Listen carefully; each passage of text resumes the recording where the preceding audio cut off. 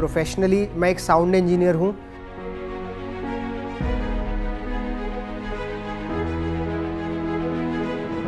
मैंने 12th के बाद चीज़ें एक्सप्लोर करना शुरू किया, जिसके अंदर मैंने फ़िल्म मेकिंग भी करना सीखा।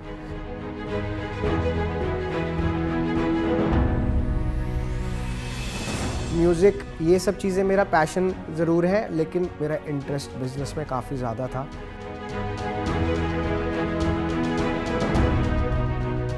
जब ये पैंडेमिक आया और थोड़ा मैं लाइफ में थोड़ा फ्री होने लगा, क्योंकि काम थोड़ा मेरे पास कम था, तो मैंने थोड़ा और इस बारे में सोचा कि मुझे लाइफ में क्या करना चाहिए अब आगे। तो मैंने उसी चीज़ को ध्यान में रखते हुए आगे एंसेस्टर्स फार्म नाम की कंपनी अपनी बनाई थी।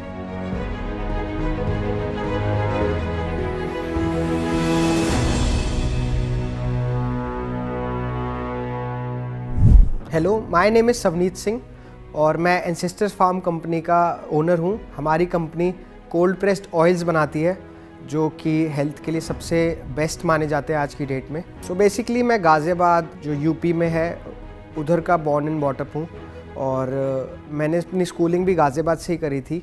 और उसके बाद धीरे धीरे मेरा पैशन म्यूज़िक की तरफ काफ़ी ज़्यादा था। प्रोफेशनली मैं एक साउंड इंजीनियर हूँ। जब मैं 6th में था तब से मैंने म्यूज़िक के ऊपर काफ़ी ज़्यादा ध्यान देना स्टार्ट करा था। तो 6th में थोड़ा जैसे मैं म्यूज़िक की तरफ इंक्लाइन हो रहा था, तो हमारे पास, क्योंकि मैं एक इवेंट कंपनी, हमारे घर की एक इवेंट कंपनी है, तो हमारे पास सारे इक्विपमेंट्स की अवेलेबिलिटी है। तो उस अवेलेबिलिटी के चलते मैंने जितने भी इक्विपमेंट्स हैं, जब सीज़न ऑफ होता है तो मैं अपने रूम में सब चीज़ें लगा लेता था, ताकि उनसे मैं सीख सकूं। और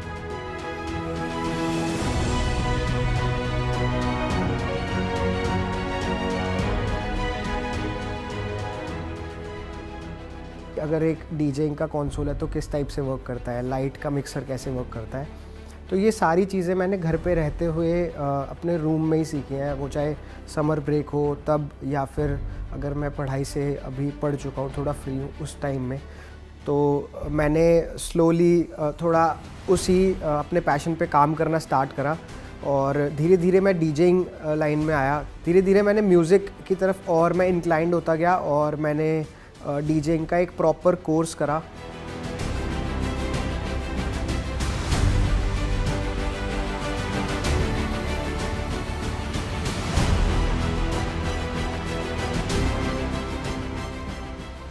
कोर्स करने के बाद मैंने 12th के बाद अपना थोड़ा सा और ज़्यादा चीज़ें एक्सप्लोर करना शुरू किया, जिसके अंदर मैंने फ़िल्म मेकिंग भी करना सीखा।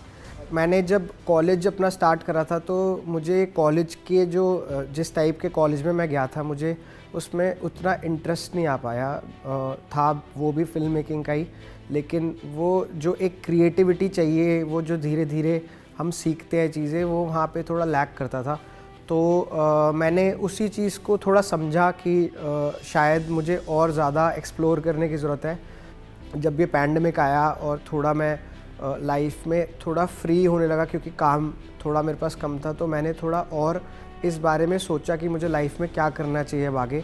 तो म्यूज़िक ये सब चीज़ें मेरा पैशन ज़रूर है, लेकिन मैं कुछ लोगों के लिए, इंडिया के लिए, जो हमारा जो कल्चर था, जो हमारे एंसेस्टर्स ने जो हमें एक ऑयल निकालने की एक टेक्निक सिखाई थी, तो उसी टाइप का ऑयल का मैंने बिज़नेस का प्लान करा। तो धीरे धीरे एक्सप्लोर करते हुए मुझे समझ आया कि एक हमें मैन्युफैक्चरिंग टाइप के किसी काम में मुझे और आगे जाना चाहिए, क्योंकि मेरा इंटरेस्ट बिज़नेस में काफ़ी ज़्यादा था।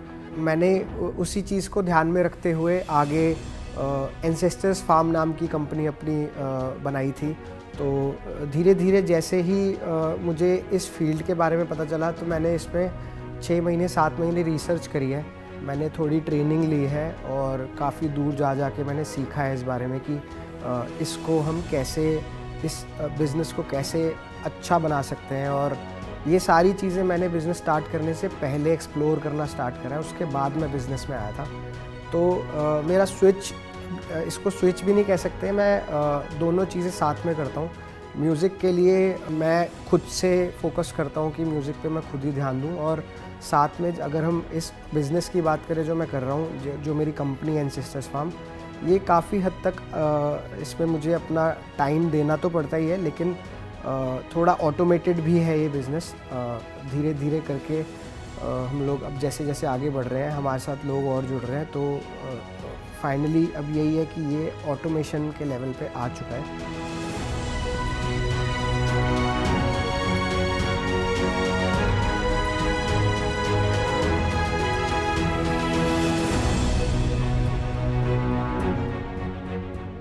तो टोटल हमारे पास 7 तरीके के ऑयल्स हैं अभी। तो 7 के अंदर हमारे पास एडिबल ऑयल 4 तरीके के हैं और बाकी हमारे पास 3 तरीके के प्रोडक्ट्स हैं जो हम बॉडी पे इस्तेमाल कर सकते हैं। तो स्टार्टिंग विद जो बेसिक सबसे ज़्यादा हॉट सेलिंग हमारा प्रोडक्ट होता है वो होता है मस्टर्ड ऑयल। वो येलो और ब्लैक मस्टर्ड दोनों का है। तो इनकी प्राइस रेंज की अगर हम बात करें तो मार्केट में आपको 200 रुपये के आसपास एक कोई भी कंपनी का फॉर्च्यून हो या इस टाइप के किसी भी ब्रांड का आपको 200 रुपये तक का पर लीटर आपको सरसों का तेल मस्टर्ड ऑयल मिलता है। तो वहीं हमारा थोड़ा सा कॉस्टली है लेकिन उसकी यूसेज कम होगी। हमारा वही सेम ऑयल जो है वो 250 रुपये का है, 250 रुपीज़ का है। उससे ये होगा कि इसमें बेनिफिट ये है कि हम एक तो सबसे मेन चीज़ ये है कि हमारा प्रॉफिट मार्जिन उतना हम नहीं रखते किसी भी कस्टमर के साथ। हम क्वांटिटी ज़्यादा देना चाहते हैं, क्वांटिटी ज़्यादा सेल करना चाहते हैं। तो उससे क्या है, ज़्यादा क्वांटिटी सेल होगी तो मार्जिन कम होगा, तो प्रॉफिट मार्जिन ऐसे ही बढ़ जाएगा क्योंकि हम इतना ज़्यादा सेल कर पा रहे हैं अपना प्रोडक्ट। तो जैसे सरसों का तेल है उसकी हमने बात करी, ऐसे इसी तरीके से हमारे पास बादाम का तेल, अखरोट का तेल, सेसेमे जो तिल का तेल होता है, ये सारे ऑयल्स हमारे पास काफ़ी अच्छे और प्योर फॉर्म में अवेलेबल हैं और इनके प्राइसिंग भी ऐसी है जो आप रीज़नेबल समझ सकते हैं मार्केट के कंपैरिजन में। तो अगर हम एडिबल ऑयल की मैन्युफैक्चरिंग की बात करें तो इंडिया में रहते आपको इतने ज़्यादा चैलेंजेस फेस नहीं करने पड़ेंगे क्योंकि हर चीज़ की अवेलेबिलिटी आपके पास में ही है। आपको हर चीज़ इजीली अवेलेबल हो जाएगी क्योंकि आप इंडिया में रह रहे हो। अगर आप मस्टर्ड सीड्स की बात करो, अगर हम मस्टर्ड ऑयल मैन्युफैक्चर कर रहे हैं तो सीड्स आपको आराम से किसी भी गांव से मिल जाएंगी। आप मस्टर्ड ले सकते हो, पीनट हम ग्राउंड नट ऑयल निकालते हैं वो अवेलेबल है, कोकोनट्स इंडिया में अच्छे खासे अवेलेबल है। तो हमारे पास टोटल 7 SKUs हैं और सारे के सारे हम बहुत ही ईजीली सोर्स कर पाते हैं उनका रॉ मटेरियल। सोर्स करने में ऐसा कोई चैलेंज नहीं है और इसको थोड़ा समझना ये प्रोसेस को कि ये बेस्ट प्रोसेस कैसे है, कैसे किया जा सकता है, ऑयल अच्छे से कैसे निकाला जा सकता है, वो थोड़ा सा एक चैलेंज है।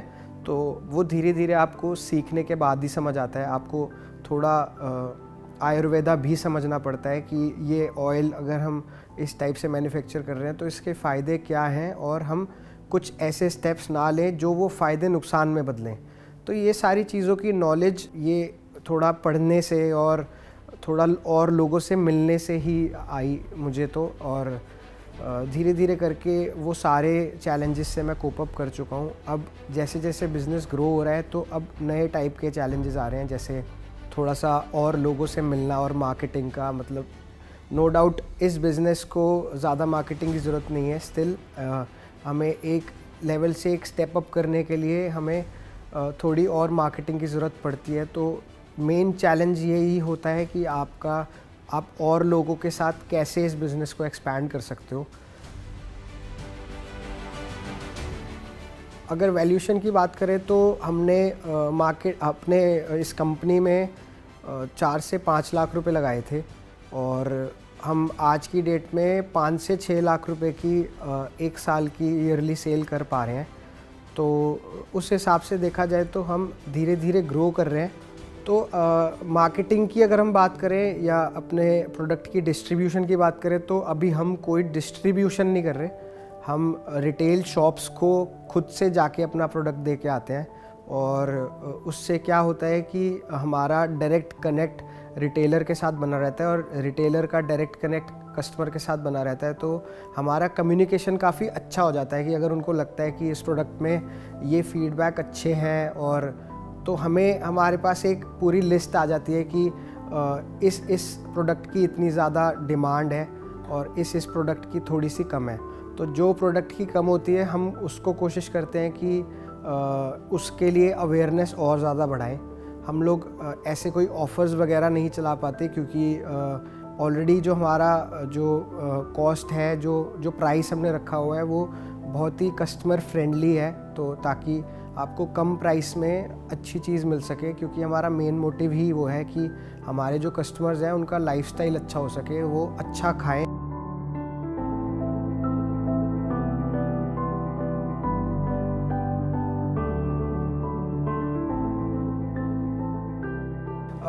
इस बिज़नेस में मुझे जितना टाइम हो गया है, मेरा एक्सपीरियंस इसके साथ यही रहा है कि पहले मैं भी जैसे घबराता था कि मतलब मैं ऑलरेडी काफ़ी मोटिवेटेड रहता था कि मुझे बिज़नेस करना है, कुछ करना है, तो थोड़ा सा डर भी अंदर से रहता था कि क्या मैं सक्सीड कर पाऊँगा या नहीं लाइफ में, बिज़नेस में या किसी भी चीज़ में।